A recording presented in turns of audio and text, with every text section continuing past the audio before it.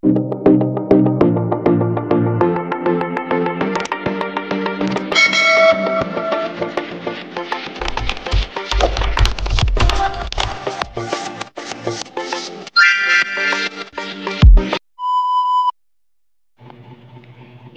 ang iyong mga mata at sampitin ito ng 3 beses at mababaliw siya sa sobrang pagkamis sa iyo.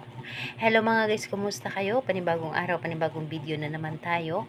And sa araw na ito ay isa na namang video ang aking tuturo sa inyo na simpleng gabay o simpleng pamamaraan na makakatulong sa atin. At bago ang lahat, gusto ko lang mag-disclaimer sa mga taong hindi naniniwala at hindi gusto mga kagaya nitong video. Please skip this video and maghanap kayo ng videos na gustong gusto nyo, dahil ang video na ito ay para lamang ito sa mga taong naniniwala and gusto mag-try.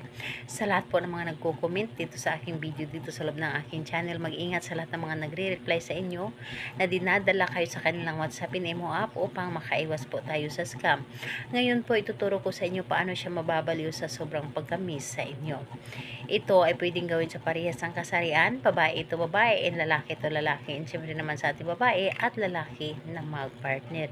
And pwedeng mo itong gawin kahit na kayo ay magkalapit at magka-LDR sa isa't isa.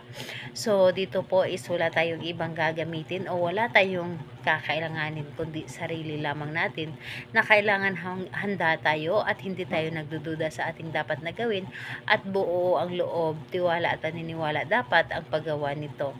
So ngayon po ay gawin mo ito bago ka matulog sa gabi. So gawin mo ito bago ka matulog sa gabi, and ayun po, pwedeng nakahiga ka, pwedeng nakaupo, basta bago ka matulog sa gabi. And sisiguraduhin lang po ninyo na tahimik ang paligid, dahil mas maganda na gumawa tayo nito yung tahimik ang paligid para mas makapag-focus tayo sa ating dapat na gawin at mapapagana natin ang ating isip. So ganito po, pumikit ka lamang. Habang pinipikit mo ang iyong mata at kailangan na para bang nakikita mo siya, yung nakikita mo yung mukha niya habang nakapikit kayo. So, sambitin mo lamang ang kanyang pangalan at apelyido ng 3 beses at ang inyong nais. Halimbawa, yung pangalan niya at apelyido, at isunod mo ang mababaliw ka sa sobrang pagkamis sa akin. Pangalan, apelyido, mababaliw ka sa sobrang pagkamis sa akin.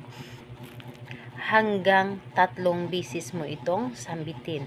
So, dito po, pagkatapos mo sambitin ng 3 beses, ay isipin mo siyang muli. So, asahan po ninyo na ang taong ginawa nito ay sobrang kakabahan siya at lagi kanyang mamimiss, yung tipong hindi siya mapakali na hindi kanya makita, dahil gugustuhin niya na lagi kanyang makasama o lagi kanyang makita. So dito sa kahit anong araw, pwede mo siya itong gawin at oras, basta sa gabi lamang, dahil sa gabi is mas mabilis ang bisa nito, lalo na kapag tahimik na ang paligid. So siguraduhin po ninyo na sobrang tahimik ang paligid kapag ginawa ninyo ito. So ayun po, salamat po sa inyo. Bye bye everyone, God bless us all.